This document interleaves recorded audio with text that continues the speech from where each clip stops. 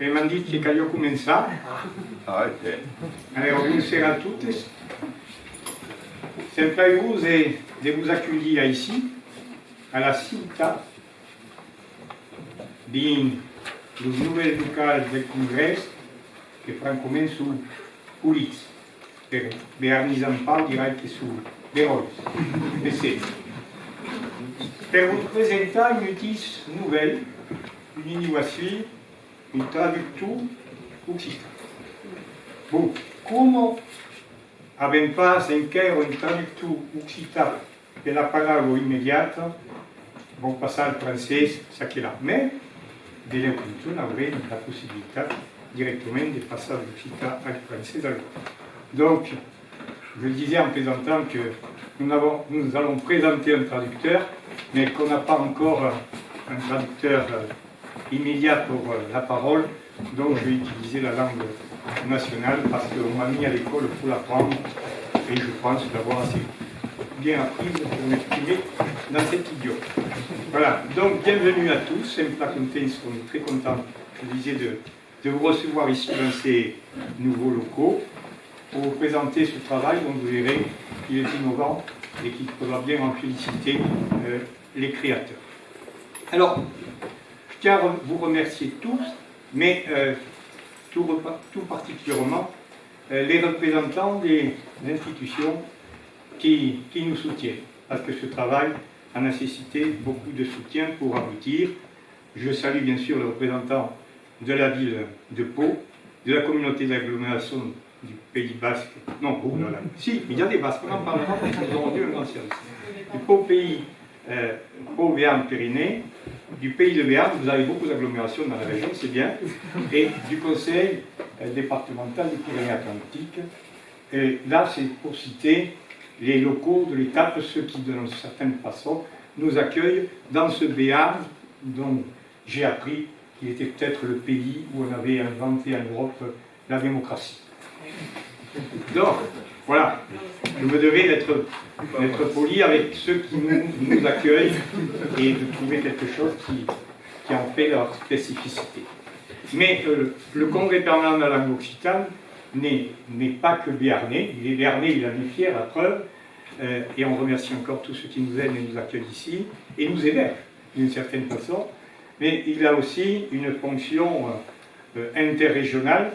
C'est pour ça que je me dois de saluer les représentants qui sont peut-être pas tous encore arrivés, on verra ensuite quand on donnera la parole, les représentants de la région Aquitaine, les représentants de la région Occitanie, représentants du département de la Haute-Garonne, mais qui, le pauvre, s'est moqué à une panne secco. La crise de l'énergie et de l'essence, il semble qu'il n'ait pas trouvé assez d'essence pour arriver ici, mais le Conseil général de la Haute-Garonne fait partie de ceux qui nous soutiennent. La ville de Toulouse aussi, au centre des Pays d'Oc, entre la Gascogne et le Languedoc. Et je tiens aussi à saluer la communauté de travail des Pyrénées qui soutient notre projet. Alors, pour terminer aussi, on se réjouit, on apprécie véritablement d'avoir un représentant du ministère de la Culture, le responsable, le délégué de la délégation générale aux langues de France, à qui nous donnerons la parole, bien sûr, ainsi qu'à d'autres. Voilà, je salue aussi les membres de la SUTAT, parce que j'ai bien compris déjà que c'est une grande famille, et que de vous être regroupés ici, ça crée une dynamique créative, et d'ailleurs, sans aucun complexe, vous appelez la cité créative de la culture béarnaise, et donc culture occitane, puisqu'elle est béarnaise, elle est donc occitane. Salut aussi les représentants des associations membres du Congrès, parce que le Congrès, vous le savez, c'est pas une association de plus, c'est en fait une sorte de coopérative. On dit, en plaisantant, une CUMOC. Pour ceux qui sont du milieu agricole ou qui ont quelques origines, mais je pense qu'on est nombreux, ça rappelle du matériel agricole, mais nous, c'est pour le matériel occitan, coopérative d'utilisation et de production du matériel occitan. À qui s'occupe le Congrès, une CUMOC. Voilà. Donc, le Congrès est particulièrement content, et j'allais dire, allez, pour une fois, on peut être fier de vous présenter ce traducteur automatique d'occitan, qui est déjà mis en ligne, et dont les auteurs vont vous présenter toutes les fonctionnalités.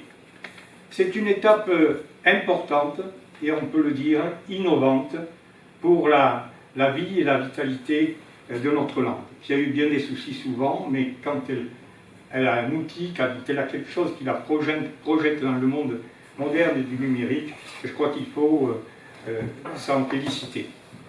Lorsqu'on a créé le Congrès permanent de la langue occitane, il y a 11 ans, et c'est pas bien le caco finalement, il a juste un peu plus que l'âge de raison, il y a 11 ans, on n'imaginait pas qu'aujourd'hui, on aurait pu atteindre, grâce à l'aide de tout le monde et grâce aux compétences de beaucoup de gens, on aurait pu atteindre un tel niveau.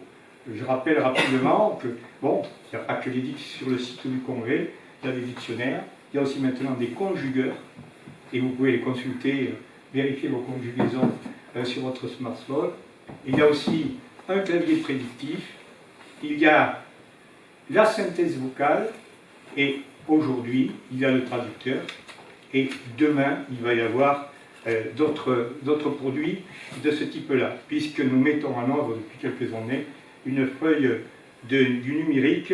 On avait compris très rapidement que le numérique était un moyen de relancer un petit peu notre langue et de lui donner des possibilités qu'elle n'aurait pas sans ces outils. Parce que le traducteur, il va contribuer à diffuser la langue dans des documents, sur les sites internet, dans les smartphones, mais il va surtout donc contribuer à améliorer la visibilité et l'utilisation de l'occitan. Et la visibilité est très importante, nous en manquons actuellement. Et nous espérons qu'ils seront nombreuses les institutions, les administrations, les entreprises, on en verra tout à l'heure, qui témoigneront de ce qu'elles pensent faire, et ça me paraît c'est très bien, qui permettra cette visibilité. Et il n'y aura plus d'arguments, j'allais dire, il n'y aura plus d'excuses, de contraintes de coûts pour faire les traductions. Donc, je salue aussi les représentants des entreprises qui ont décidé de tester, vous le verrez, ce produit. Alors, bien sûr, un grand merci à tous ceux, et ils sont très nombreux, qui ont permis la naissance de cet outil, de ce traducteur. D'abord, les contributeurs auxquels on ne pense pas. Les contributeurs de la coopérative, de la QMOC, reprenons l'image, ceux qui ont amené du matériel, dont certains ne sont plus là d'ailleurs, et nous le regrettons.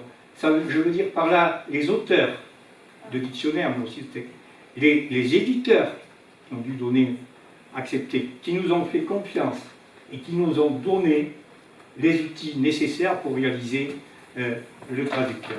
Donc on pense bien ayant eu, on les en remercie.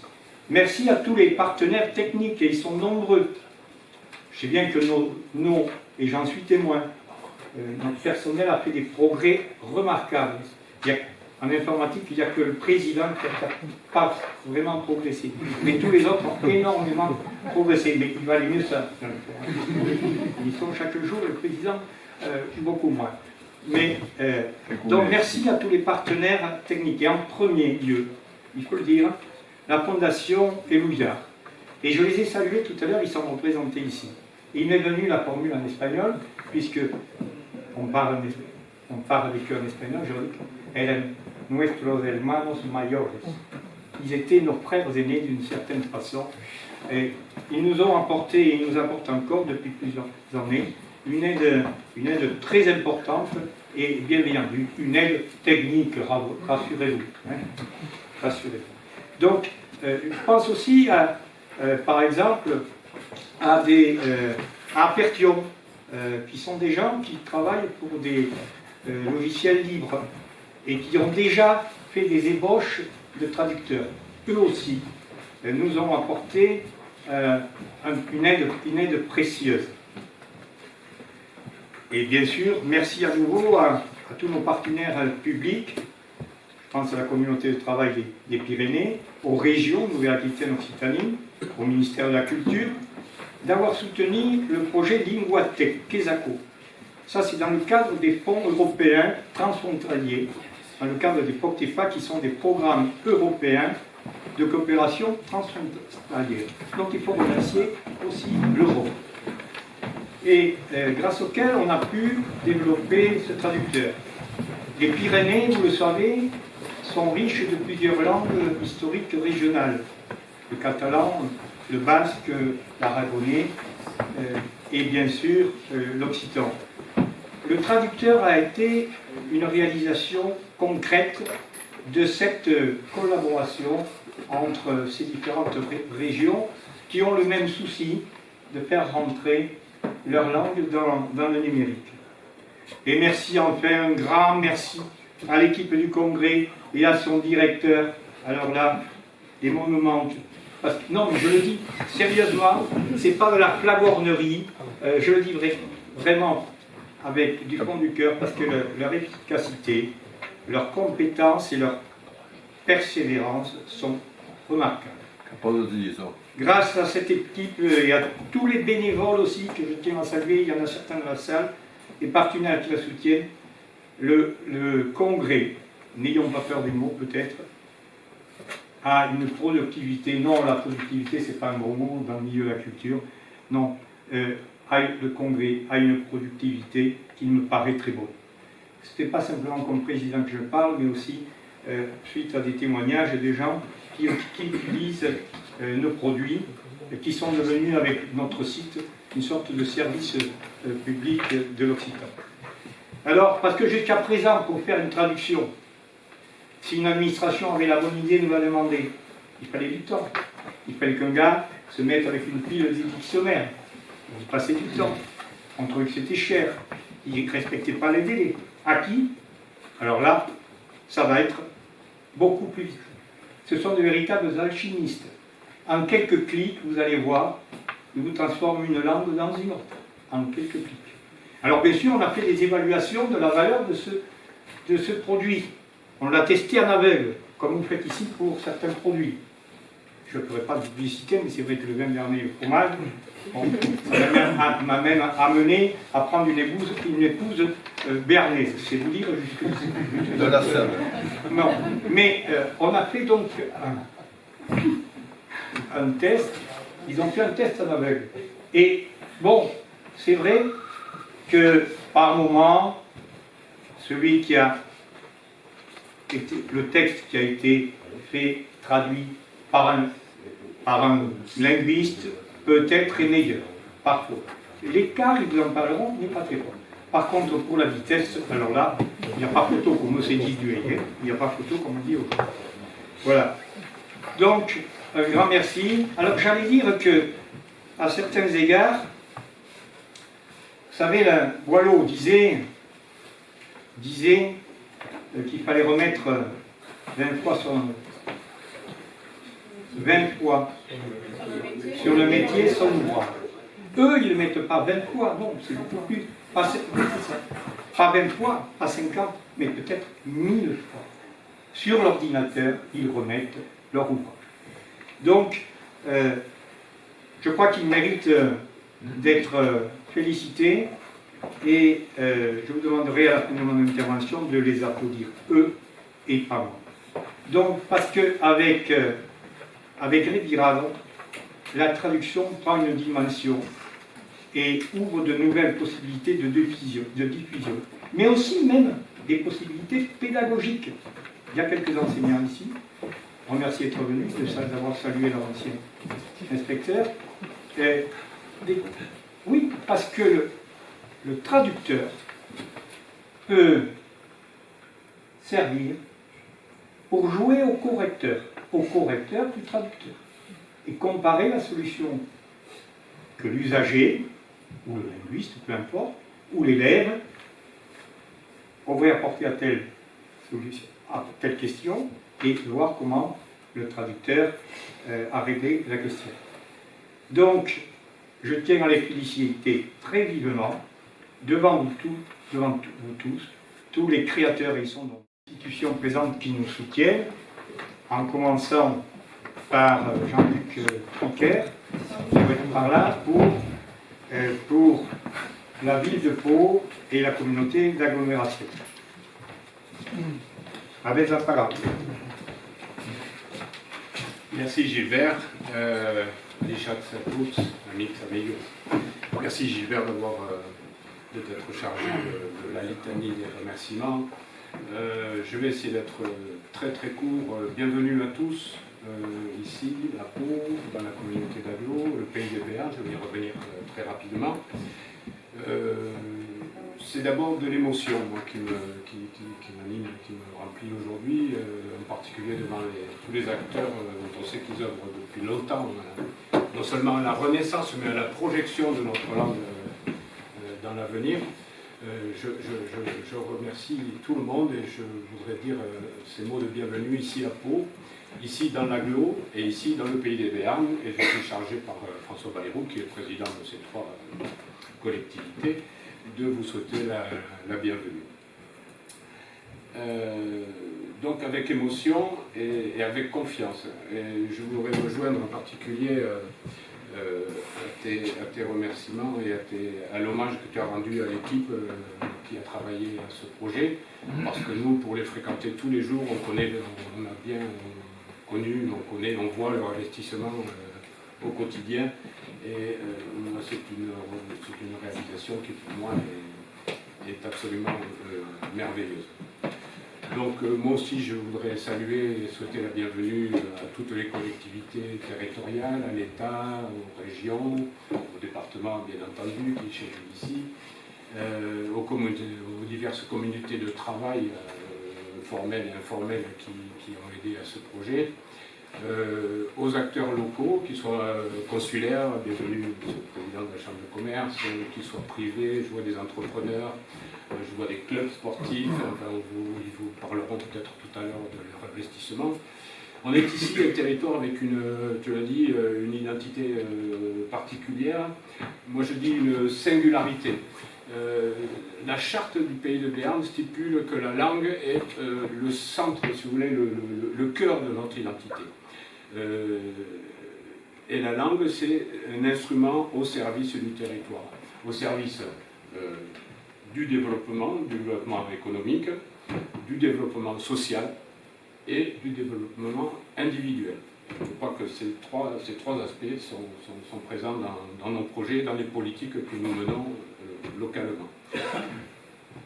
Ce territoire, il a une singularité, vous la connaissez, tu l'as souligné encore une fois, mais c'est une singularité qu'on veut partager, parce que la singularité n'est pas que nôtre. Et dans ce sens-là, je souhaite la bienvenue à tous les acteurs qui se penchent sur le nouveau-né, tout en rappelant que la ville de Pau, l'Agglo, le département, mais Monique s'exprimera à ce sujet, que le pays de Béarn, on se sont occupés de créer les conditions, c'est-à-dire le berceau du nouveau-né, et vous y êtes ici au cœur, et accompagne son développement, sa structuration. Voilà, et je vais être aussi court que possible. Bienvenue de la part de notre bon président, de notre président ici. Bon séjour en Béarn, et réjouissons-nous. Je suis content de ne pas m'être laissé déborder par l'émotion, parce que c'est une vraie émotion que d'être ici aujourd'hui et d'accompagner avec vous la naissance et l'avènement de cette application. Merci Jean-Luc.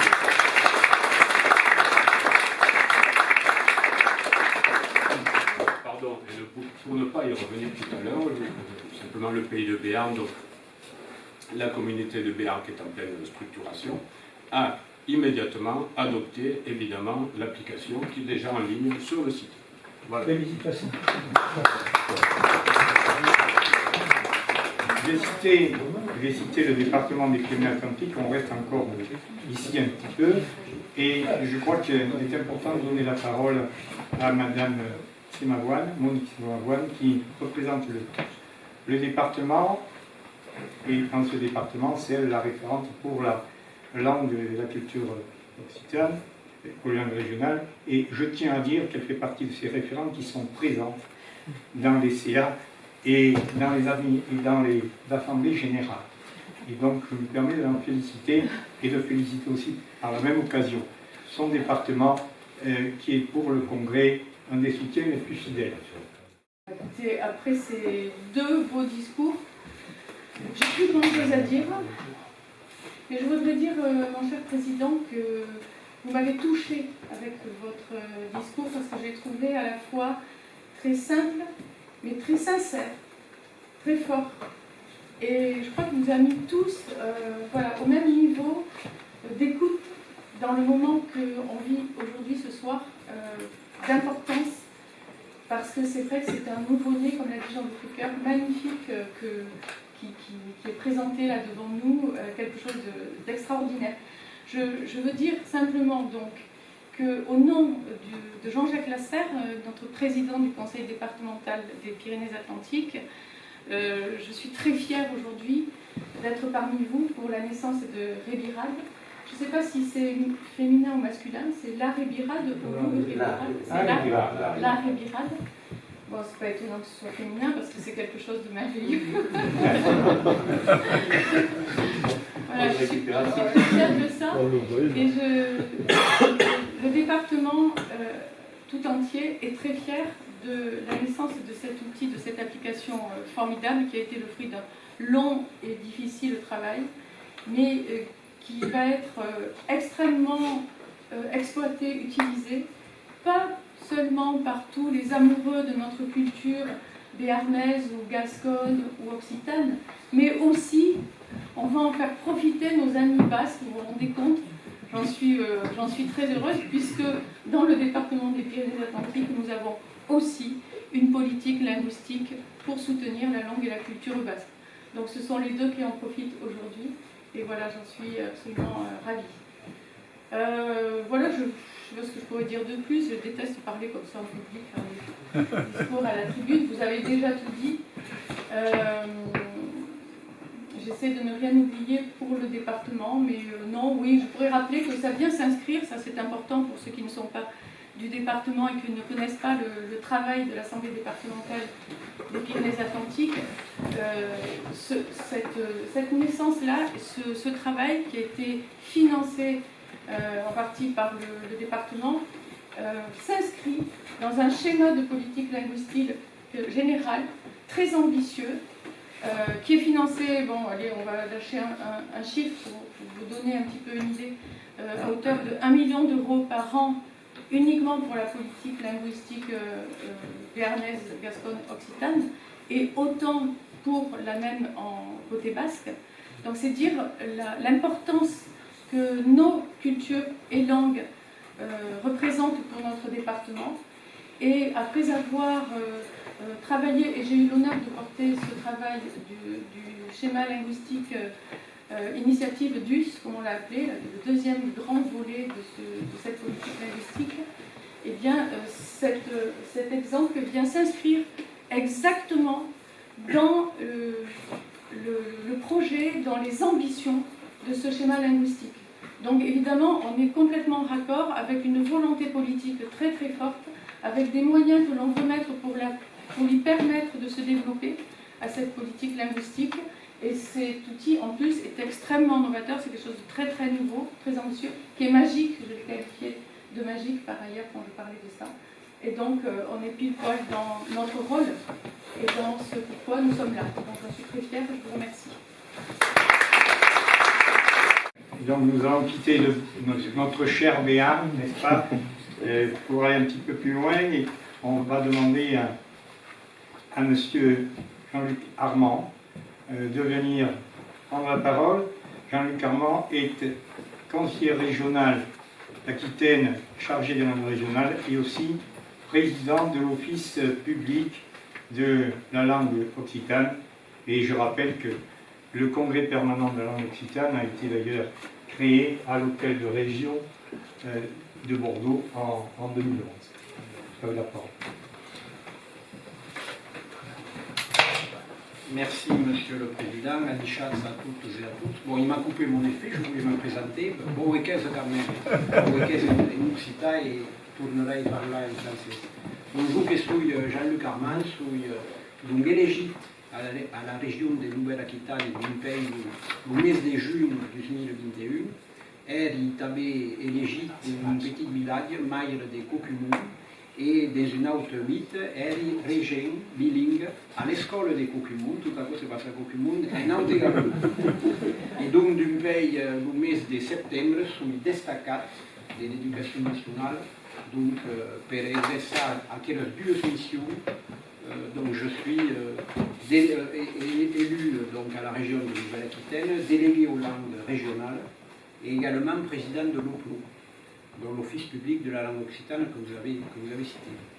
Très heureux donc d'être là, d'autant plus heureux que je m'en excuse auprès de vous tous, je n'ai pas pu être présent pour l'inauguration de la Ciutat au mois de juillet, je crois que c'était tout à fait début juillet, pour une raison que vous pouvez comprendre, j'avais le Covid, j'étais cas contact 3 jours avant, et j'ai été assez malade d'ailleurs, donc j'ai vu par les petits films qui circulent sur Internet, j'ai vu ce moment qui a été un grand moment pour Pau, mais pour tout le Béarn et pour toute la Gascogne et l'Occitanie, ça a été vraiment un grand moment fédérateur. Et vous avez là, avec cette Ciutat de Pau, un très beau projet qui fait des envieux très certainement et à juste titre. Voilà. Le congrès permanent donc, de la langue occitane a engagé un partenariat transfrontalier, vous l'avez dit Monsieur le Président, qui s'appelle Linguatec, dans le cadre du deuxième appel à projet du programme 2014-2020 du PORTEFA, qui est donc un programme de coopération transfrontalière entre l'Espagne, la France, l'Andorre, et donc qui est financé par des fonds européens FEDER également. Donc Linguatec, projet ambitieux de développement de ressources et d'outils numériques des langues pyrénéennes, auquel participe le Congrès permanent de la langue occitane, mais également l'Académie de la langue basque, l'Université du Pays basque, la Fondation Elouillard, je crois que c'est elle que s'appelle, la Société de gestion et de promotion du tourisme aragonais, le CNRS, la délégation régionale de Midi-Pyrénées. Voilà pour donc les membres partenaires. L'Office public de la langue basque, l'Office public de la langue occitane, que j'ai le plaisir et l'honneur de présider, ainsi que le CIRDOC, Institut Occitan de Culture, sont membres associés à ce projet.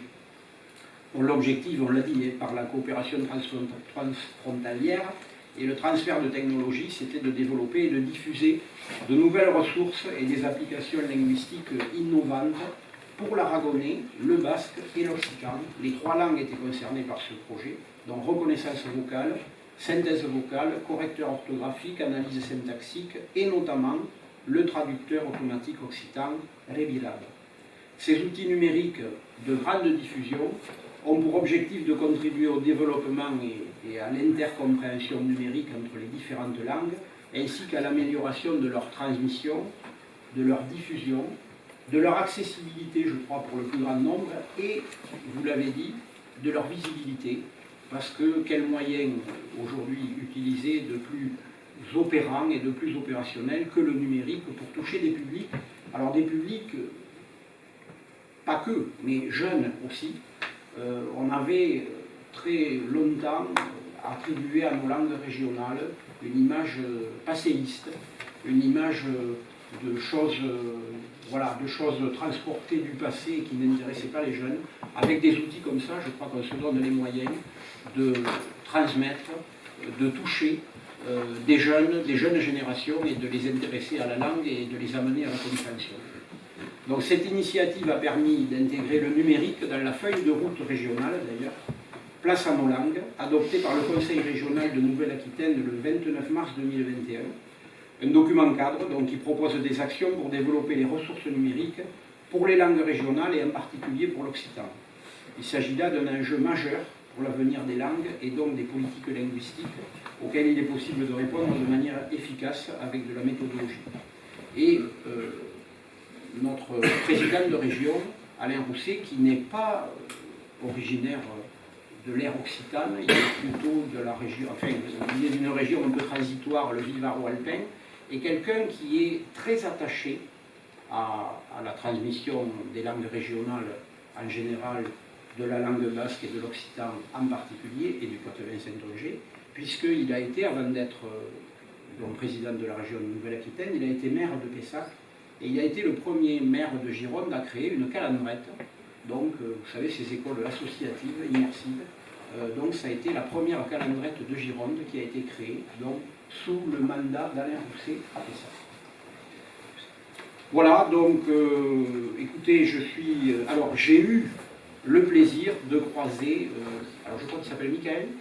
Michael, donc, et monsieur d'ailleurs, nous nous sommes croisés à Boussac la semaine dernière pour une réunion sur un colloque sur les parlers du croissant, qui est cette zone de transition entre l'ère occitane et la langue d'Oï. Très intéressant colloque d'ailleurs pour ce que j'ai pu en voir. Et donc j'ai eu en avant-première par Michael une présentation de cet outil. Chapeau, c'est bluffant, véritablement bluffant. Et je pense qu'avec ça, on va décupler nos moyens de transmission, de diffusion, de visibilité de notre langue. Donc je vous souhaite de continuer sur cette voie et je vous félicite en tout cas pour le résultat. Merci à tous. Merci pour ces mots de parole, mais qui sont suivis d'actes d'un soutien important de l'Aquitaine. Et je donne la parole maintenant à M. Valls, Jean-Louis, qui représente la communauté de travail des Pyrénées. Et vous l'avez compris, nous sommes dans un projet transfrontalier et l'aide de la communauté de travail des Pyrénées a été aussi très importante et on en remercie aussi. Merci Monsieur le Président. Alors, je vous rassure, hein, je n'ai absolument rien préparé, donc ça va être très court, vraiment très court. La première chose, c'est de vous remercier parce que je finance. Alors, c'est pas la communauté de travail, je vais juste corriger ça, c'est pas la communauté de travail des Pyrénées qui finance, c'est le programme POCTEFA. Oui. Nous sommes, soutien. Voilà, nous sommes, nous, autorité de gestion. L'occitan fait partie des 5 langues officielles de la communauté de travail des Pyrénées, mais c'est surtout le partenariat, donc les 4 régions, les 4 communautés autonomes espagnoles, les 5 départements français, l'État et l'État espagnol, l'État français et l'État espagnol, et les 2 régions françaises, Nouvelle-Aquitaine et Occitanie, qui ont permis le financement, qui ont programmé le projet Linguatec. Alors, je vous avais déjà rencontré à Jaca, lorsque vous avez présenté le même outil, je crois, pour la Radonnais. Et je vous avais dit, j'avais déjà souligné que les Pyrénées, ça a été dit tout à l'heure, vous pouvez la définir comme le plurilinguisme. C'était quelque chose qui était effectivement qui caractérisait ce territoire. On a organisé il y a 2 semaines un forum transpyrénéen de la jeunesse avec 10 jeunes de chacun des 7 territoires de la CTP. Et je peux vous dire qu'il y a, ça a été dit aussi juste avant, la jeunesse, les jeunes pyrénéens sont déjà très fiers d'être pyrénéens et en plus ont une soif d'apprendre ou de réapprendre leur langue régionale. Donc ça s'inscrit tout à fait dans une vision moyen et long terme. Et puis je vous avais parlé aussi à Jaca des autres projets, parce que sur les 174 projets financés par le POCTEFA, 4 ou 5 ont cette thématique de langue régionale. Donc de viser avec eux, pour la prochaine programmation, qui va s'ouvrir l'année prochaine, même si on l'appelle 2021-2027, donc de viser avec ces autres projets une capitalisation des résultats, pour que véritablement l'Union fera la force, et que les différents outils développés dans le cadre de ces projets puissent être exposés véritablement au grand jour et montrer que les Pyrénées sont une richesse culturelle. Encore une fois, donc merci beaucoup de m'avoir invité et merci pour le résultat. C'est ça, en fait, qui fait la fierté du programme que je représente, d'afficher ce genre de résultat. Merci. Écoutez, on ne peut être que content d'être votre fierté. Donc, et pour terminer ces interventions, laissons la parole à un représentant de l'État, du ministère de la Culture, qui soutient nos langues plus que ce qu'on pense parfois. Et donc, je donnerai la parole à M. Vincent Lorenzini, qui est le monsieur langue de France un petit peu au ministère de la Culture. Bonsoir, Ali Schatz. Voilà, je suis très heureux d'être à Pau aujourd'hui. Pour moi, c'est une première. Je n'étais jamais venu dans cette ville. En plus, il fait très beau, donc ça ne me gâche rien. En tout cas, merci beaucoup de m'avoir invité. Alors, quelques mots sur la délégation générale à la langue française et aux langues de France. Donc, c'est un service qui est rattaché au ministère de la Culture, mais qui a une compétence interministérielle. Au départ, la délégation a été créée en 89, elle s'appelait simplement Délégation Générale à la langue française, et en 2001, elle est devenue et aux langues de France. Alors, je sais que c'est un peu ambigu quand on entend l'expression langue de France, on ne sait pas forcément à quoi on se réfère. Donc en fait, l'expression langue de France est plus englobante que simplement l'expression langue régionale. Dans les langues de France, il y a 3 catégories distinctes. Il y a les langues régionales, qui sont des langues historiquement parlées sur une partie du territoire, avant le français, et qui étaient les langues de culture, de socialisation de ces territoires, jusqu'à ce que le français s'impose, et petit à petit que ces langues deviennent minoritaires. La deuxième catégorie, ce sont 6 langues non territoriales. Donc ce sont des langues qui sont issues de l'immigration, qui n'ont pas de lien historique particulier avec une partie du territoire, mais qui sont parlées par des citoyens français depuis plusieurs générations, et donc qui sont considérées comme des langues faisant partie du patrimoine. Et ces 6 langues sont l'arabe dialectal maghrébin, l'arménien occidental, le berbère, le judéo-espagnol, le romani et le yiddish. Et la troisième catégorie qui fait partie donc des langues de France, c'est la langue des signes, qui est une langue reconnue à part entière depuis la loi de 2005. Donc j'en reviens aux langues régionales. Donc, il y en a 75. Alors, on peut être surpris par ce chiffre de 75, mais il ne faut pas oublier que la France a des territoires dans les Outre-mer, et que rien qu'en Nouvelle-Calédonie, c'est pas très très grand, c'est un petit archipel. On compte déjà 30 langues différentes. En Guyane, il y a 12 langues. En Polynésie française, 7 langues. Donc si on fait le compte, on arrive très vite à 75. En France métropolitaine, on compte une vingtaine de langues. Alors l'occitan est compté comme une seule langue, l'occitan sous ses différentes formes, bien entendu. Alors, que fait la DGLF-LF justement pour ces langues? Donc, l'une des missions de la DGLF-LF justement est de promouvoir la diversité linguistique et d'encourager la pratique de ces langues, la diffusion de ces langues. Et ce qu'elle fait en fait c'est très simple. En premier lieu, elle soutient les organismes de promotion de ces langues. Alors, dans un premier lieu, je peux citer en fait les 5 établissements publics dans lesquels l'État siège au conseil d'administration. Donc il s'agit des 4 offices publics de la langue basque, de la langue bretonne, de la langue catalane et de la langue occitane. Le 5e établissement public, c'est le CIRDOC, qui a déjà été mentionné, donc le Centre international de recherche et de documentation occitane, qui a d'ailleurs une antenne ici à Pau, juste au-dessus. Et puis, donc à côté de ces établissements publics, la DGLF-LF soutient beaucoup d'établissements privés, donc ou publics ou privés, donc du type laboratoire de recherche universitaire, donc du type les différents LABEX, etc. Donc des structures comme les Maisons des sciences de l'homme, le CNRS, mais également de nombreuses associations, donc des structures à statut associatif qui promeuvent les langues dans les différentes parties du territoire. À titre d'exemple, je peux vous citer la Maison du patrimoine oral de Bourgogne, l'Agence nationale de la langue picarde, l'Institut Chubry, donc pour la langue galaise en Bretagne, dans les territoires d'outre-mer, l'Académie des langues kanak, l'Académie des langues wallisiennes et futuniennes, voilà, l'Office public de la langue réunionnaise, l'Office la langue créole, la Réunion, c'est ça. Voilà, alors il reste beaucoup de choses à faire bien entendu, mais en tout cas, pour le ministère de la Culture, soutenir ces langues est vraiment très important.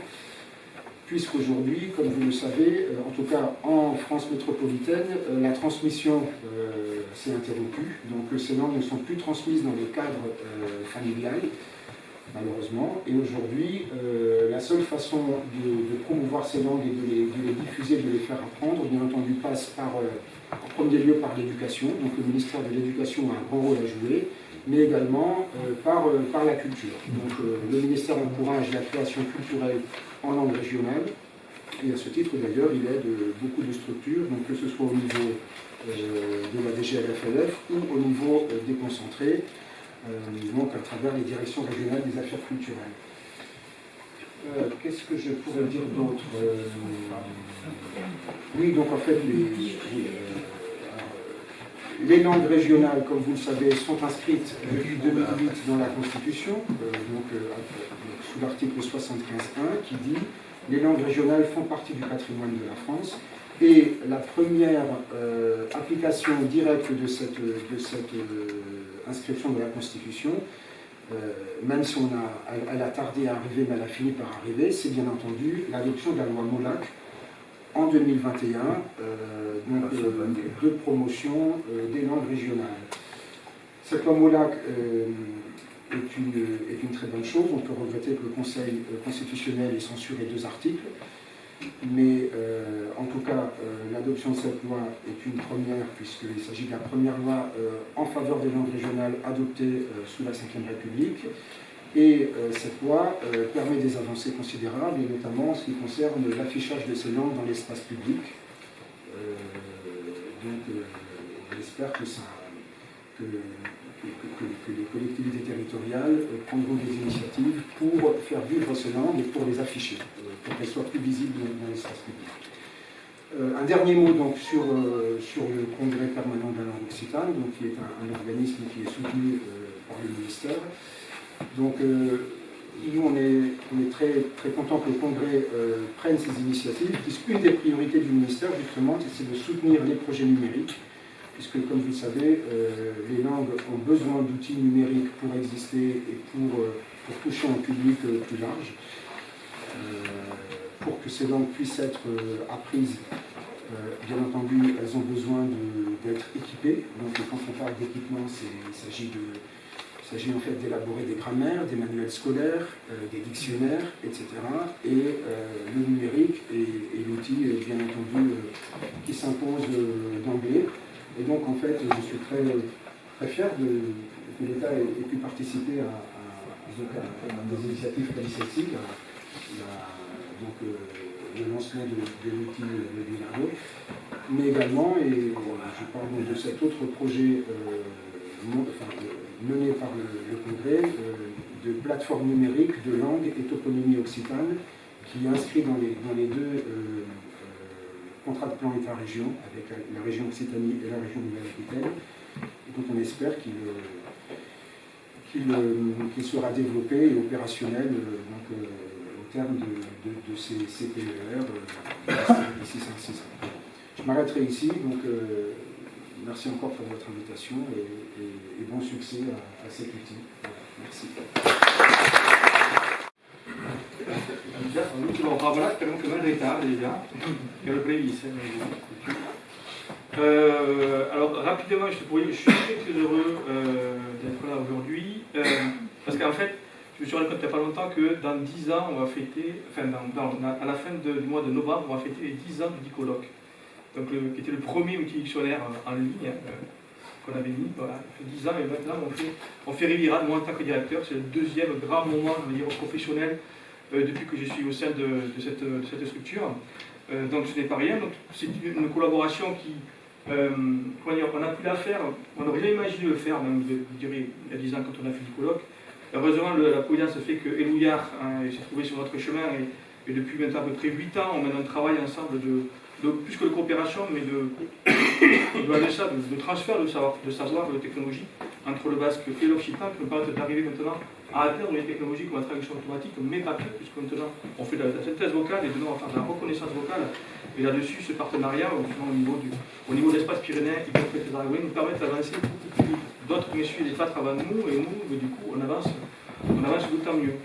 Donc, Ce programme-là, il a été pensé depuis un certain temps déjà, à travers un outil qui s'appelle la feuille de route de développement numérique de l'Occitan. On réfléchit déjà depuis plusieurs années à savoir comment est-ce qu'on doit développer tous ces outils, toutes ces ressources, parce que cela demande une planification, demande un certain ordre, il faut faire ça n'importe comment, et jusqu'à maintenant on est à peu près arrivé, et on est assez content en tout cas par rapport aux objectifs qui ont été fixés il y a à peu près 6-7 ans, d'être arrivé à cet objectif-là. Alors, sur le traducteur, nous, on est tout vraiment content de vous le présenter aujourd'hui pour deux raisons. La première, c'est parce que, d'abord, linguistiquement, on le trouve bon. Franchement, on ne s'attendait pas du tout à avoir ce niveau de qualité linguistique. Alors, je ne veux pas m'affamer non plus. Un traducteur automatique ne sera jamais une traduction humaine. Mais par contre, on peut beaucoup s'en rapprocher.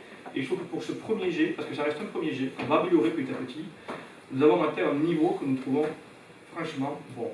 Voilà. Surtout pour le sens français-occitan, c'est ça d'ailleurs que nous le proposons. Et nous savons déjà ce que l'on souhaite améliorer petit à petit.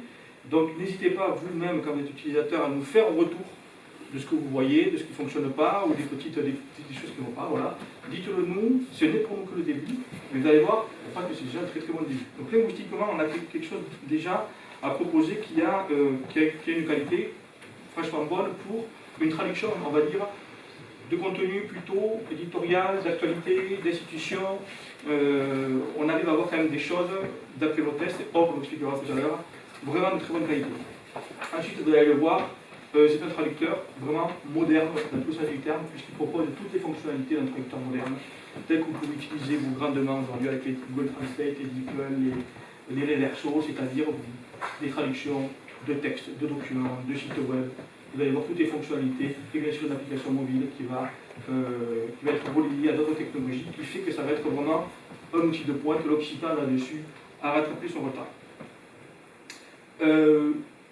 Quelques remerciements quand même, parce que même si le président du Congrès s'est employé à faire cet exercice, effectivement remercier ceux qui font confiance au Congrès depuis 10 ans, et qui depuis 10 ans nous donnent régulièrement, versent au Congrès les dictionnaires, les conjugueurs, les grammaires, tous les corpus, tous ces gens qui voient le Congrès, effectivement la QMOC, souvent on dit le Congrès, c'est un peu comme Wikipédia, ça appartient à personne, ça appartient à tout le monde, c'est à vous. D'ailleurs tout le monde est présent au Congrès, nous avons une des instances qui sont les plus larges qui soient, donc c'est une institution d'intérêt général, et les gens l'ont bien compris, et nous ont donné les données qui nous ont permis de travailler vraiment ce genre d'outils. Si on n'avait pas les données, ce n'était pas la peine. On pouvait avoir la technologie, sans les données, ça ne servait à rien. Donc remercier d'abord ces gens. Remercier, parce que ce n'est pas tous les jours, remercier Jean Segui, Jacques Allière, et Xavier Ravier. Alors vous ne les connaissez pas, mais ce sont des linguistes qui dans les années 50-60 ont occupé toutes les fermes gasconnes et béarnaises pour faire ce qu'on appelle les enquêtes linguistiques. Ils allaient comme ça, de ferme en ferme. Ils allaient interroger les locuteurs, comment est-ce que vous dites, voilà. Et donc ils faisaient comme ça des points de sondage sur la grammaire, la syntaxe, le lexique. Et qui sont des ouvrages qui sont utilisés par une dizaine de linguistes dans le monde actuellement, des gros grimoires, des grandes cartes. Voilà. Mais ça a servi pour la technologie, puisque grâce à ces data linguistiques, nous avons réussi, ça nous a beaucoup aidé à travailler sur une langue de qualité et surtout une langue cohérente, notamment pour le gascon, parce que je peux vous dire, le gascon, c'est quand même assez pélu, comme on dit. Niveau grammaire, rien que l'ordre des pronoms, je vous invite à aller voir les data linguistiques sur l'ordre des pronoms. Vous allez voir que voilà, c'est pas très académique, mais malgré tout, on a réussi à produire, je connais ici, avec un gasconophone, un gascon qui est un gascon satanique, dans la zone de Tanat, donc c'est la zone de Saint-Mont, Madiran, ce point-là, qui parlait un peu dans le Vic-Vie, la rivière Bache pour les Hautes-Pyrénées, y compris le Gers. C'est quelque chose d'assez central et qui correspond à un gascon qui est quand même très largement utilisé dans les écoles, dans la production littéraire, journalistique. Voilà. Donc ces gens-là, voilà, on a beaucoup travaillé à partir de ces outils linguistiques de référence. Nous avons aussi alors on n'est pas arrivé non plus comme ça. Vous voyez un petit logo en bas à droite, c'est Apertium. Apertium, c'est quoi? Ça, c'est la magie d'Internet. On passe sur Internet, c'est des choses horribles, c'est effectivement les haters sur les réseaux sociaux, c'est aussi des choses merveilleuses. C'est la communauté du libre, comme Wikipédia, comme OpenStreetMap. Apertium, c'est un moteur de traducteur libre, donc ça veut dire ouvert à tout le monde, où il y a une communauté formidable de linguistes qui travaillent, qui développent, qu'on fait un premier noyau d'ailleurs en occitan, nous on est venu derrière. Je pense à Hector Alos, à Claudie Balaguer, qui avait déjà fait un premier noyau, et nous en fait on a pu déjà récupérer et ce travail et ce logiciel. D'ailleurs, Hector Alost, pour la petite histoire, donc, est un monsieur qui nous a beaucoup aidé, qui est en fait un... Moi, je trouve ça c'est une très belle histoire. C'est un monsieur qui nous a contacté, un Catalan, un Gondosien d'ailleurs, qui a refait sa vie en Russie. Voilà, on est pensé pour lui, bien sûr, dans ce contexte assez particulier, et qui, depuis maintenant peut-être 2 ans, travaille 2 heures par soir à nous aider à améliorer ce traducteur, et notamment cette chose épouvantable qui sont les énonciatifs en gascon. Merci Hector Alost, ça a été traité depuis le monde à la Volga, je vous l'ai dit, et donc je tenais à lui rendre hommage aujourd'hui. Également saluer l'équipe du Congrès, je reviendrai dessus, qui est une équipe, enfin, ça peut être le commun de dire, qui est absolument formidable. C'est vraiment des gens. D'abord, j'ai fait mon recrutement, je crois, mais ensuite, ils sont quand même très bons. On s'est tous améliorés. On ne fait pas les malins non plus, parce qu'on est arrivé au Congrès au début, je dirais, on ne connaissait rien d'informatique. Nous sommes des autodidactes. On a été très bien accompagnés par nos partenaires publics, par nos partenaires techniques, aussi par la communauté linguistique, par les gens qui produisent. Et si on a réussi à faire ce travail, c'est grâce, on va dire, à tout cet environnement. Voilà. Et bien sûr, un grand merci en particulier donc, à Elouillard, voilà, qui, alors, effectivement, vous dites ça, Hermano Mayor, Hermanos mayores. Hermano Mayor, oui, qui est à la fois un parrain, ambitieux, performant, et surtout patient. On les remercie d'être très patient, parce que ça a été des heures d'échange, ils ont arraché du poil sur la tête, et je suis très heureux que Yann Avril et le Chostel, bien sûr, soit présent aujourd'hui, et d'ailleurs je vous invite à venir dire quelques mots. Merci.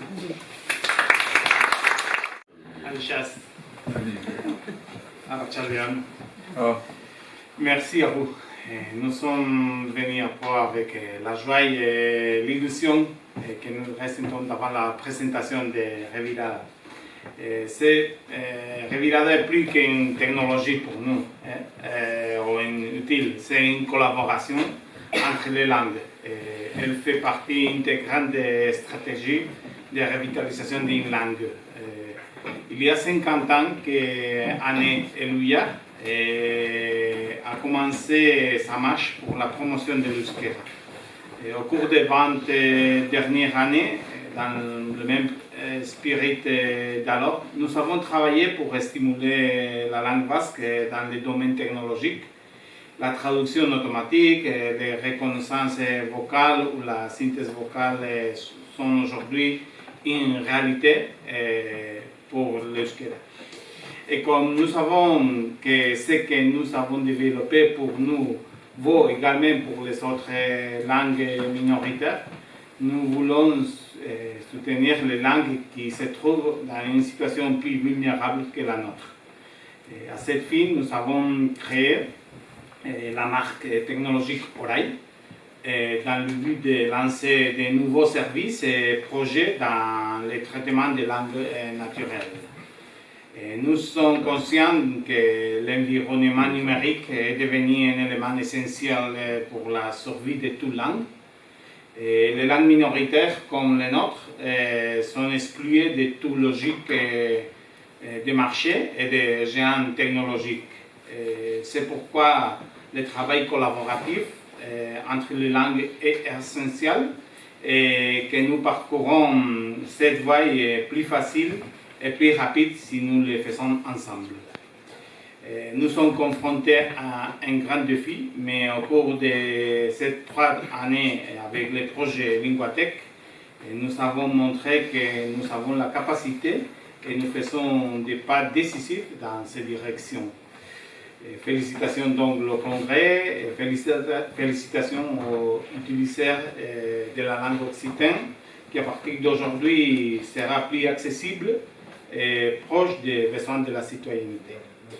Elle servira de point de départ pour les projets novateurs qui viendront après Revirada. Elouillard et Orai resteront des compagnons infaillibles. Grand merci. Voilà, on va rentrer dans le dur. On va enfin vous présenter Revirada. Excusez-nous, mais c'est vrai que c'est un grand projet, donc il fallait que tout le monde puisse s'exprimer. À ce niveau-là, donc Or Séguier, alors je salue Or, parce qu'elle est émue, c'était son bébé de 4 ans de travail, pour avoir vu, elle a reçu un travail absolument colossal, un travail de moi, je ne sais pas comment elle a fait. Mais elle l'a fait. C'est un bébé de confinement, je vous le dis. Le confinement a été une période très très prolixe pour ce développement. Et voilà, je suis très heureux, ça fait très heureux, tous heureux. Voilà. Donc du coup, comme je disais, j'ai beaucoup travaillé, donc je vais vous ouvrir un peu le carré. Vous voyez qu'est-ce qu'il y a dessous, Edirad. Alors déjà, un petit rappel historique. Les premiers prototypes de traducteurs automatiques ont été faits dans les années 50. En fait, il y a des gens qui se sont dit, tiens, on a des espèces d'ordinateurs, on a des dictionnaires anglais-russes. Si on prend chaque mot russe et qu'on le remplace par le mot anglais qui correspond, est-ce qu'on peut comprendre des messages russes ou est-ce qu'on a encore besoin des humains? Donc ils ont fait ça, ils ont remplacé tous les mots anglais par un mot russe. Et ils se sont tous les mots russes par un mot anglais, ils se sont aperçus que ça ne marchait pas du tout. En fait, il y a tellement de mots qui peuvent avoir deux traductions, des nuances, des mots qui bougent dans la phrase, des histoires de grammaire, que en fait, ça ne marchait pas. Ils ont fait un gros symposium et ils ont dit, en l'état actuel des technologies, il est impossible d'avoir des prototypes de traduction par ordinateur satisfaisants. Et ça n'est pas dans les années 80 qu'on a commencé à avoir des traducteurs automatiques qui pouvaient être utilisables. Mais bon, encore aujourd'hui, ce n'est pas tout à fait parfait. Je pense que nous avons tous eu l'expérience un jour de tomber devant un site traduit automatiquement et de ne pas comprendre grand-chose. En ce qui concerne l'occitan, le premier traducteur automatique, c'était en 2006 pour la paire occitan-catalan, suivi 2 ans plus tard de la paire occitan-espagnol, donc pour les variétés languedociennes et aranaises. Et c'est 10 ans plus tard qu'on a eu la première paire occitan-français, qui était pour le languedocien et l'aranais à nouveau. C'était de qualité raisonnable, mais les lexiques n'étaient pas complets, donc ça veut dire que tous les mots un peu rares n'étaient pas traduits, et c'était seulement pour 2 variétés. C'est là qu'est arrivé le projet Linguatec, donc avec Redirad, qui a permis notamment d'ajouter la variété gasconne qui ne disposait pas de traducteur automatique. Donc comme le disait Benazet, on s'est basé sur la technologie d'Aperture.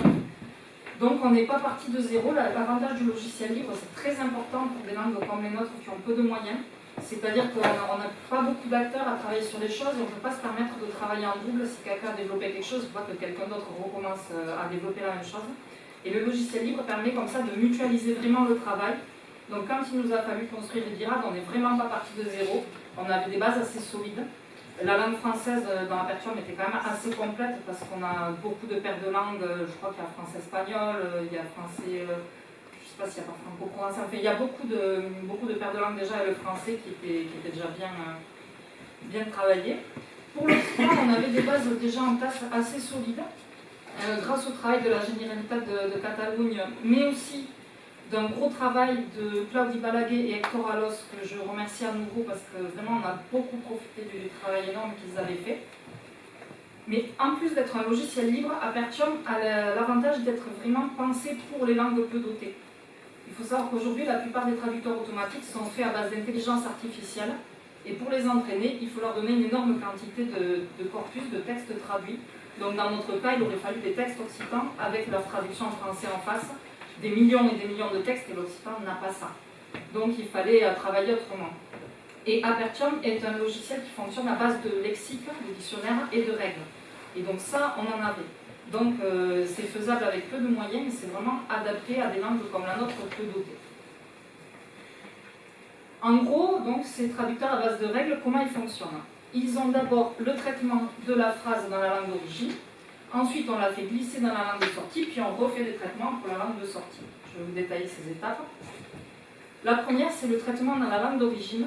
Donc on va faire la lématisation et le post-tagging, c'est le petit quart d'heure du terme technique. Donc je vais vous expliquer tout ça. La lématisation, c'est qu'en face de chaque mot, on donne le lemme. Le lemme pour les verbes, c'est l'infinitif, pour les adjectifs, c'est le masculin singulier, etc. Et post-tagging, c'est en face de chaque mot, on met sa catégorie grammaticale. Donc ça se fait en 2 fois. La première fois, on va chercher dans les lexiques toutes les possibilités qui existent. Par exemple, pour le, ça peut être soit un déterminant, soit un pronom. Et dans un deuxième temps, on fait de la désambiguisation, c'est-à-dire pour ce qui est ambigu. On a des règles qui disent, par exemple, le avant un nom, c'est un déterminant, pas un pronom. Et donc là, on a le devant oiseau, donc comme c'est devant un nom, on dit c'est un déterminant.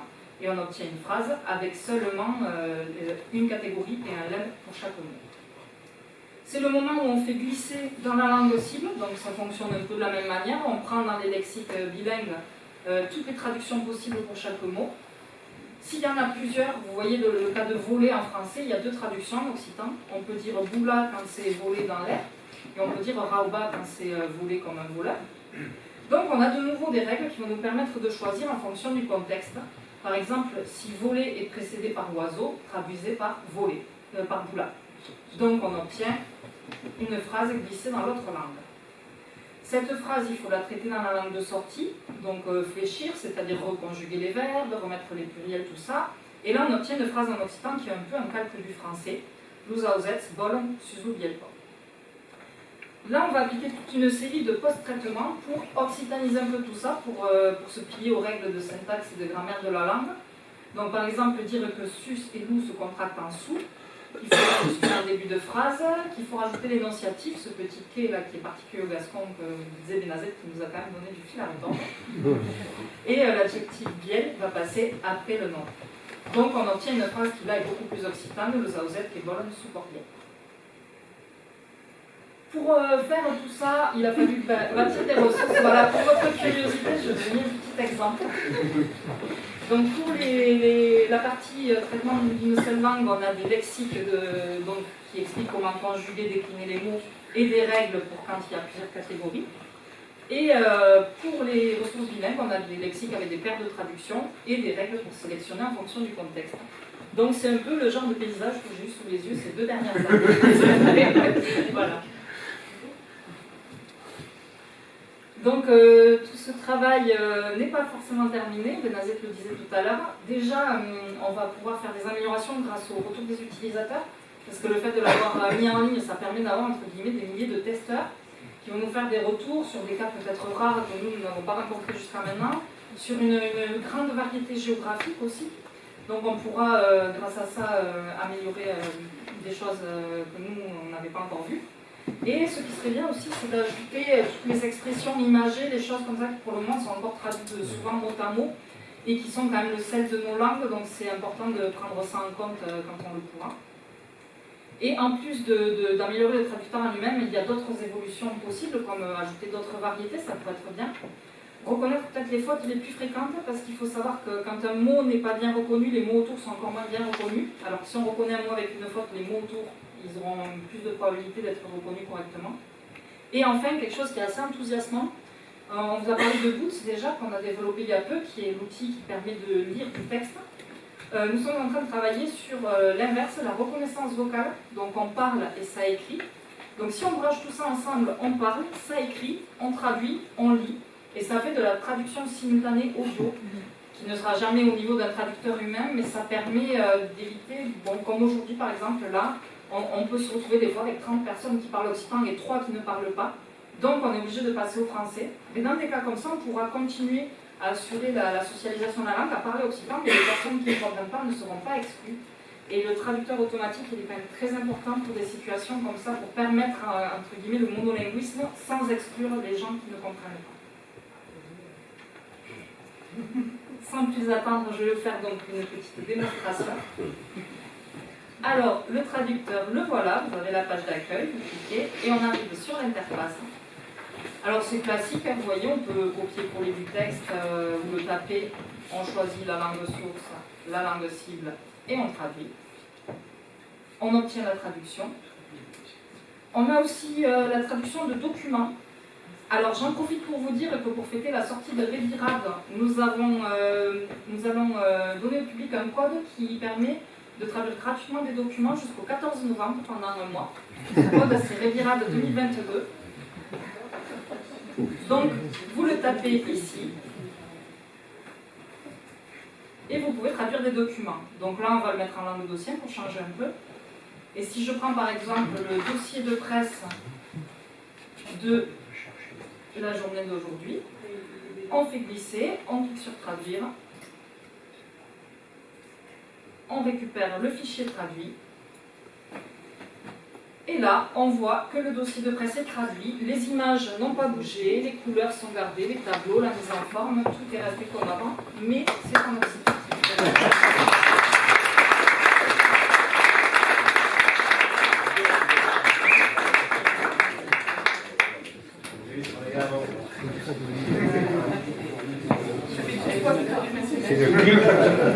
Il avait la baguette magique, et maintenant il y a le clic magique. Alors, Dorothée. encore plus épatant, c'est la traduction de sites web. Si vous voulez par exemple lire La République des Pyrénées en occitan, vous prenez l'adresse, vous la copiez là, vous collez là, vous choisissez langue d'entrée, langue de sortie, vous cliquez sur traduire, et là, en quelques secondes, vous avez La République des Pyrénées en occitan. On peut cliquer sur pour voir. Ils ont plus d'excuses, plus d'arguments. Oh là là là là. C'est sans faute.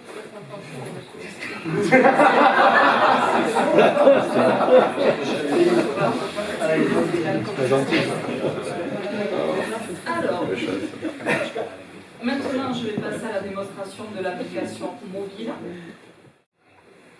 Donc, la traduction sur mobile, elle a un peu les mêmes fonctionnalités que celle en ligne, mais elle en a une en plus, qui est la traduction avec, à partir de photos. Donc là, je vais prendre une photo toujours d'un morceau du dossier de presse. Voilà. J'aurais pu aussi la prendre directement depuis ma galerie si j'avais voulu. Là, on va choisir la zone de ce qu'on veut traduire. Je crois qu'il manque des morceaux. Bon, on va voir. Comment ça marche. Hop. Donc là, on a une petite ossérisation qui va essayer de reconnaître le texte en français. Voilà, là on a le texte en français, on choisit la langue de sortie, on traduit, et on peut maintenant l'écouter. Alors, il ne faut pas trop faire de bruit parce que j'ai le son du téléphone juste.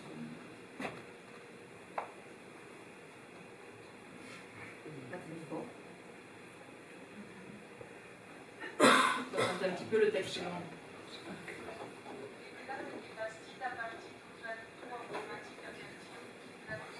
Vous entendez? Oui. Voilà. C'est votre voix. Non, non, c'est la voix de la synthèse vocale douce.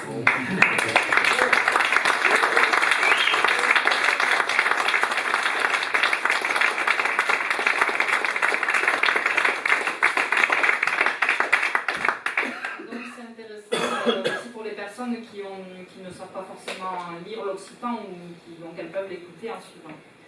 Après, on a des fonctionnalités classiques. Là, on peut copier le texte, coller depuis le presse-papier, changer de sens, retraduire. On peut supprimer le texte. Voilà. C'est des choses assez classiques. Et en plus de l'application pour les mobiles, nous avons une application pour les navigateurs. Donc là, j'ai pris par exemple une page du site du département des Pyrénées-Atlantiques. Si je veux, moi, utilisateur, la j'ai cette petite extension qui existe pour Chrome et Firefox. Je prends la langue source, la langue cible, je clique sur traduire. Et j'ai ma page qui est traduite. Juste, voilà, elle n'a pas bougé, c'est juste traduite en occitan maintenant. Quand on disait que Et je n'ai c'était pas besoin magique. d'aller passer à chaque fois par l'adresse de Redirad pour traduire parce que j'ai mon petit plugin de navigateur. Et ça marche aussi dans l'autre sens. Non. Et ça signifie que les sites peuvent être monolingues occitan maintenant. Toujours pareil, on n'aura plus besoin de faire un double parce qu'on n'aura plus cette barrière de dire et si les gens ne comprennent pas comment ils font. Voilà. Bon, mais je crois qu'on a fait un peu le tour. Donc, Il va caler à Rouza, quoi. vous avez vu comment on peut utiliser Redirad. Il y a déjà des gens qui ont commencé à l'utiliser, des partenaires. Donc, je vais laisser mon collègue Jean-Louis Sebrana vous expliquer ça un petit peu, pour voir comment ils sont. Bravo.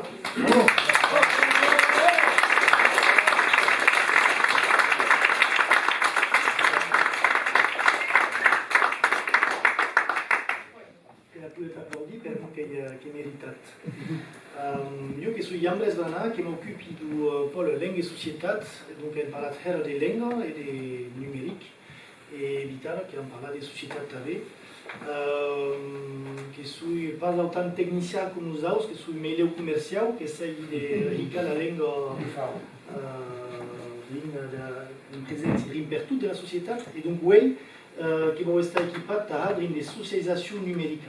Donc ça va être un grand jour aujourd'hui, on va pouvoir s'attaquer à un nouveau pan de la socialisation linguistique pour que la langue soit présente dans la société, avec la socialisation numérique, pour qu'elle soit davantage lisible.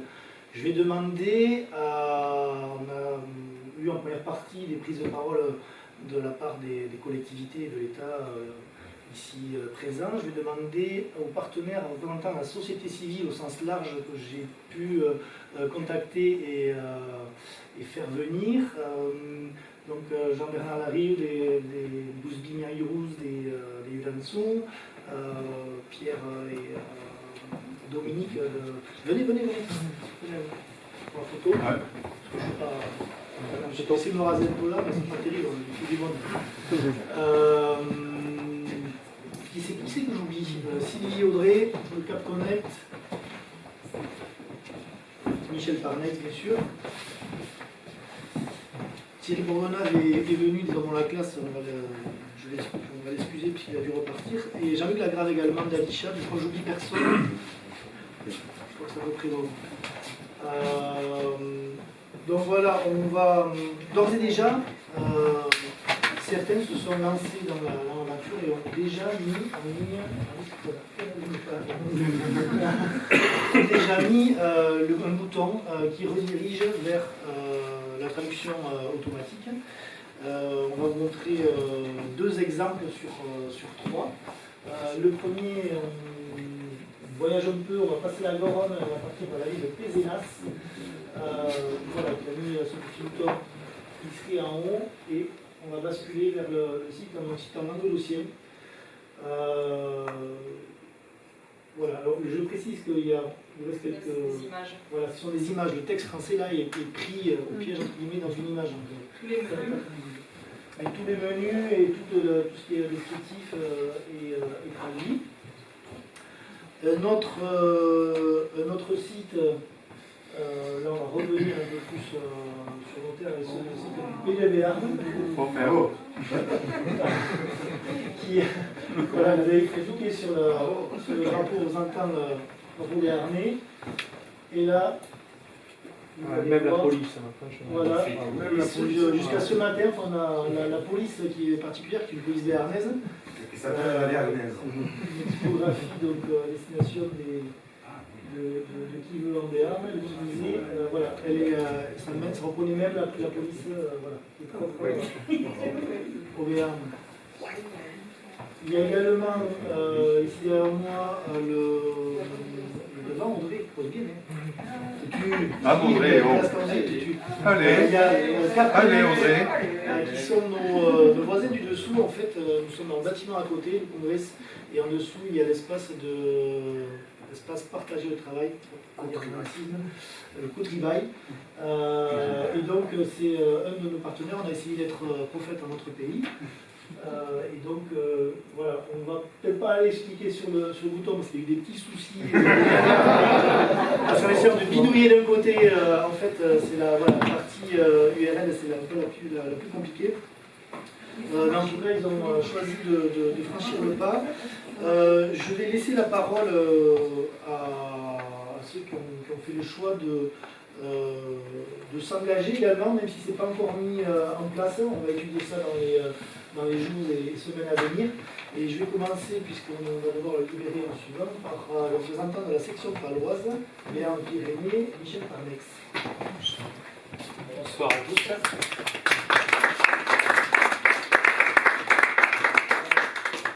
Juste pour vous dire à quel point on est très heureux d'être là ce soir. Je suis très impressionné par la présentation. Enfin, franchement, je ne pensais pas ce soir avoir une telle démonstration. Vous dire que c'est tout naturel pour la section paloise Béarn-Pyrénées d'être aux côtés de l'O-Congrès ce soir pour ce lancement.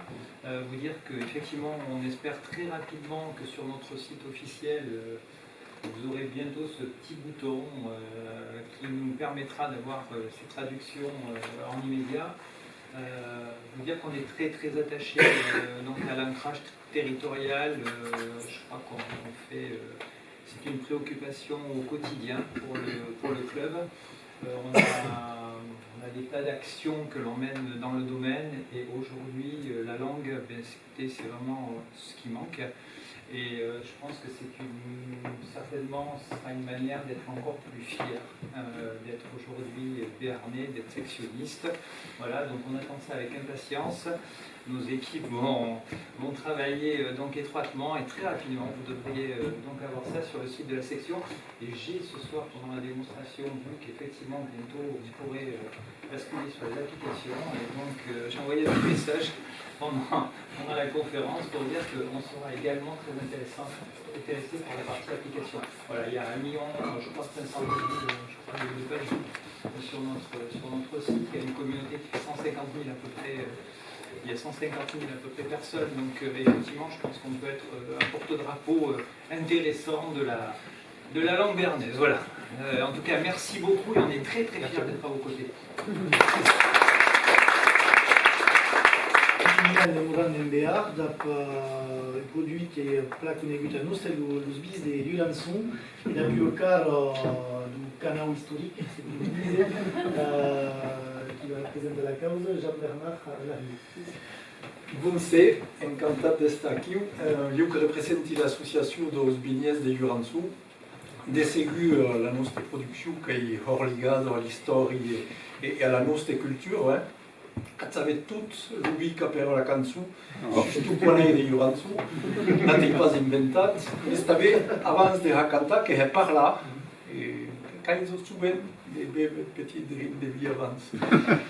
Oui, que si parlo en l'habitatge, que si parlo en l'uixais, que si parlo souvent occitat també sur les etiquetes dos vinyes, sur les etiquetes de les botelles, que vertailler utis de communication, qui se tornam mieux a reprendre. Donc, hem de segur herurus, que nous avons site internet 20-jurançon.fr, leu et parler també occitan. Donc, au nom dos vignes, merci au congrès, merci à tous ceux qui ont travaillé aquí au-dessus, que je pense super utile. Merci.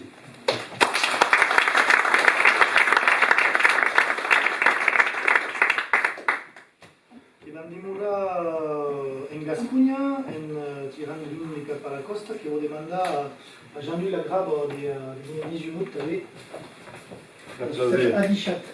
Adichat Mundo, bonsoir tout le monde, donc, qui représente l'entreprise Adichat, fabricant des modes durables, la Costa. Donc effectivement, nous sommes très fiers, très heureux de participer à ce programme et franchement c'est super parce que c'est certainement le début d'une chose qui va certainement grossir et appeler vraiment un gros succès derrière. Donc nous on est hyper contents de participer. Très prochainement vous aurez le site adichat.com qui le réclame, donc il sera forcément utilisant réglable. Et donc félicitations une fois de plus à tout le monde parce que là franchement c'est un super avenir qui s'annonce pour les générations derrière. Voilà, bravo tout le monde. Merci.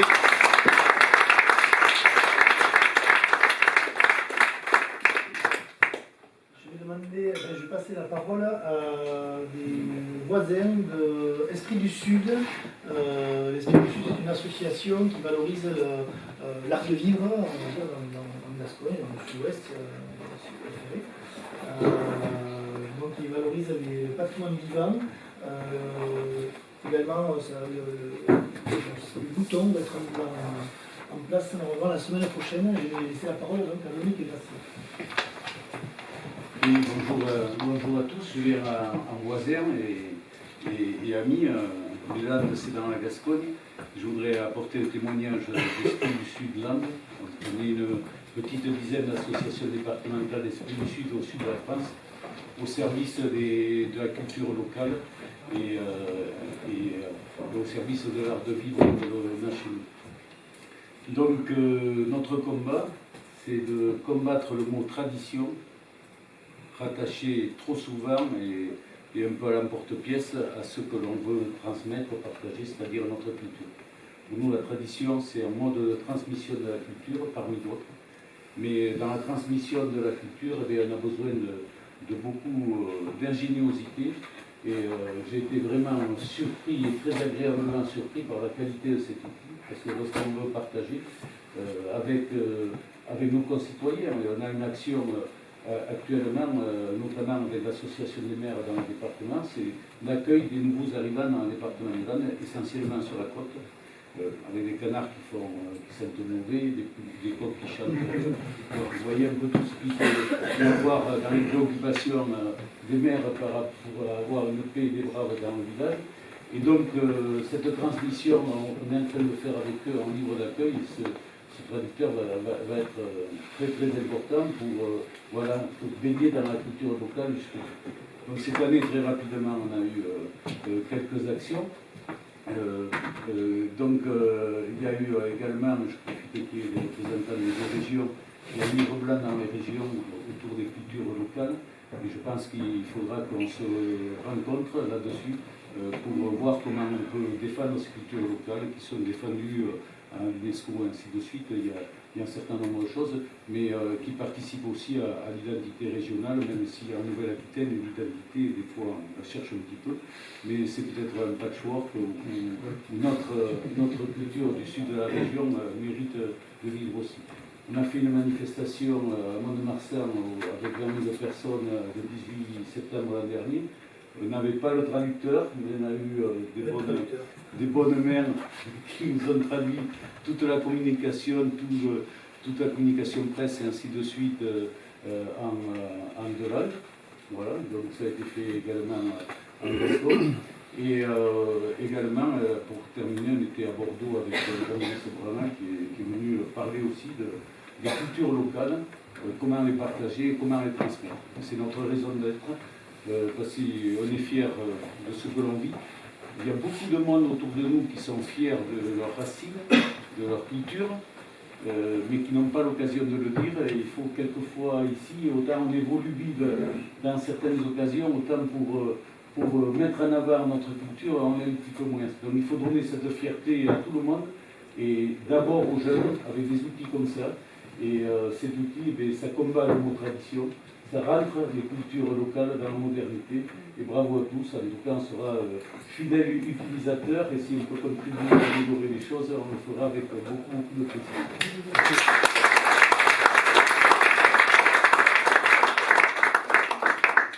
Je vais laisser la parole pour la dernière prise de parole à Sylvie Ballot, Miri Balotte, de Cap Connect, donc, qui est notre voisine dessous, comme je disais, un espace de partager le travail, du co-travail, qui va présenter donc, le pourquoi et le comment, déjà la nature du champ d'action de l'entreprise. Donc ça fait partie des sites qui marchaient jusqu'à hier, qui ont eu un petit souci dans les dernières retouches, on s'en excuse, mais ça reviendra très vite si vous allez à du direct. Et donc voilà, on bascule comme ça de l'art de vivre vers le numérique, au numérique et qui va vers, et là je laisse la parole à Sylvie. Adichat, je fais l'effort. Alors nous on fait de la transition numérique, on accompagne les collaborateurs à s'intégrer dans leur univers de travail. Et quand on a rencontré Or et Jean-Brice lors de nos échanges au café, qui nous ont montré leur travail, on a juste fait waouh. Voilà, on a fait waouh, on a été impressionnés par leur travail, par leur rigueur, par la technologie. Et on a naturellement dit ok, nous aussi on veut tester et nous on veut participer à ça. Donc chaque soir, chaque fois qu'on les voit, ils nous épatent, et là ils nous ont encore épatés avec des nouveautés auxquelles on ne s'attendait pas. Donc on est très très très fiers d'être leurs voisins et on est très très fiers de pouvoir participer à ce projet. Merci. Je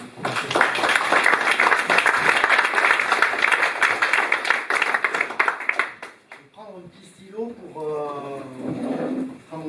rayer les personnes que je vais citer, qui sont passées, qui ont dû repartir, comme Thierry Bordenave avait le site Les Hommes de la classe, qui va intégrer également le bouton de traduction à la volée. Le rendu est très bien sur les traductions. Thierry est un entrepreneur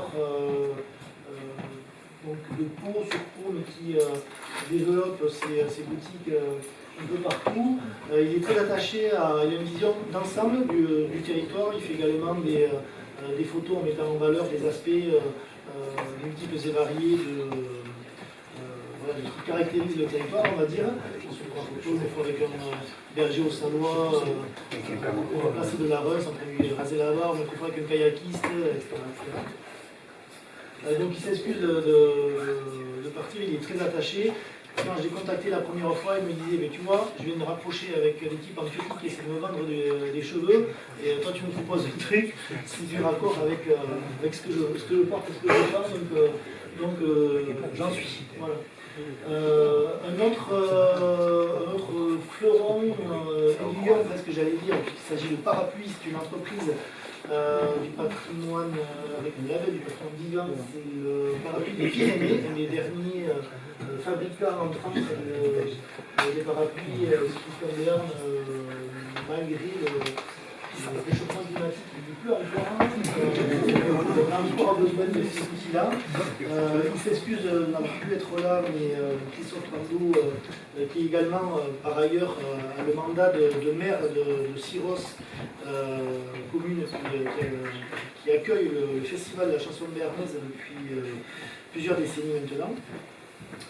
On va rester encore un peu sur le territoire du Béarn et au-delà avec l'agronomie. L'agronomie, notamment une coopérative locale avec qui on a discuté beaucoup sur la façon de pouvoir mettre en place la traduction à la volée. Il y a eu quelques soucis techniques. Mais ils se sont engagés, ils s'excusent de ne pas pouvoir être présents aujourd'hui, mais se sont engagés à intégrer la traduction maintenant petit à petit, à chaque fois qu'il y aura un article nouveau sur le site de Ralis. Voilà, il sera désormais bilingue en se servant du traducteur automatique et d'une compétence en interne au service communication qui a été formée par notre des acteurs de la CIUTAT. Donc tout fait effervescence. On va repartir, on va se rééloigner de l'espace gascon pour repartir vers les rives de la Garonne, vers les confins de la Gascogne et une société immobilière qui s'appelle Rivière Immo. Mais qui pour le coup est en zone gasconne, elle pourra choisir de le faire aussi en mode ancien si elle veut accueillir des oxyanophones de l'autre côté de la Garonne. Là encore, un site qui marche très bien, avec une entreprise qui était déjà convaincue avant même que je finisse de lui présenter la chose. Donc voilà pour les premières prises de contact. Je vais parler brièvement, il y a également ADES Archéologie, qui est un bureau d'investigation archéologique qui est basé sur Toulouse, qui a un pendant également à Perpignan, donc il souhaite lancer, il a temporisé puisqu'il souhaite lancer en même temps la traduction automatique en occitan et en catalan sur les deux sites internet. Il y a côté média, le blog de Bill Alpaïs, donc c'est le journal télévisé de France 3 Occitanie. On a abordé tout à l'heure le pendant des collectivités, avec les collectivités partenaires. Je salue celles qui sont présentes, comme la ville de Toulouse qui s'est engagée à étudier la mise en place du traducteur automatique, le département de la Haute-Garonne qui a la particularité d'être sur une zone où il y a les deux variétés, languedocienne et gasconne, et qui pour le coup est intéressé pour mettre les deux variétés sur son site. Bien sûr la région Occitanie, la région Nouvelle-Aquitaine, la région Occitanie également, avec une volonté de l'étendre à, j'allais dire, à ses satellites, en tout cas les parcs naturels régionaux de la zone occitanophone. C'est encore en discussion. Pardon ? C'est en cours de discussion. C'est en cours de discussion, et on compte sur Vincent Rivière, le chargé de mission, et ses talents de persuasion pour y arriver. Il y a également, donc, pour ce qui est des collectivités, il y a des prises de contact. donc le département du Tarn pour le site internet du département lui-même, le site internet du tourisme, également le site internet de Cœur d'Occitanie qui est un label propre à ce territoire. Dans les contacts pris dans les villes, côté oriental de nos territoires, la ville de Sérignan également est tout à fait partante pour mettre ceci en place. J'ai parlé d'Euralis tout à l'heure, il y a une filiale qui s'appelle la Table des producteurs, c'est en fait les producteurs que vous trouvez dans le réseau Weber, qui sont également très intéressés. Et puis il y a les historiques, il n'a pas pu être là ce soir, mais Philippe Carouchet et là encore une entreprise du patrimoine vivant, la chaussure Le Soulor. En fait, il a son site est déjà traduit, donc on n'arrive même pas après, mais il sera content de pouvoir en profiter. Par la suite, je vais arrêter là en disant que des contacts ont été pris, c'est que le début, on va pouvoir continuer. Tout à l'heure, on a commencé à échanger sur le parking avec des collectivités qui sont intéressées. D'autres clubs de sport dont je ne peux pas encore dévoiler le nom, mais qui sont là, bon, je ne sais pas, ils sont vraiment dans la partie orientale, c'est aussi du rugby, et je ne dirais pas leur nom, même s'ils ont... Non, c'est plus à l'est, ils ont soulevé le vélo sur pas très longtemps, on verra si aussi qu'ils seront partants ou pas, mais ils abordent déjà sur leur maillot, ils ont déjà une démarche aussi identitaire. Et pour finir, on a travaillé en fait pour présenter ce soir et sur deux excuses finalement, les Gilabert, qui sont techniques. Un média local dont je tairai le nom, ça commence par R et ça finit par Pyrénées. On espère vraiment qu'on va pouvoir lever ces deux obstacles techniques parce que la volonté est là d'être la première presse quotidienne régionale à basculer comme ça avec un traducteur automatique prenant en compte la langue vernaculaire. Je vais arrêter là. Vous m'excuserez si j'étais un peu long. Révirade est en ligne. Servez-vous-en, faites-le connaître. C'est là pour ça. L'adresse on est qu'au début de l'aventure, de l'usage. L'adresse, vous l'avez. Voilà, Révirade, donc .eu. Vous l'avez sur les stores, pour l'Apple Store, le Google Play Store, les extensions Firefox et Google. Et ça marche. Ça marche très bien. Donc, je vous remercie à tous d'être venus, d'avoir été patients. Et puis maintenant, on va pousser un peu les chaises pour faire passer la table.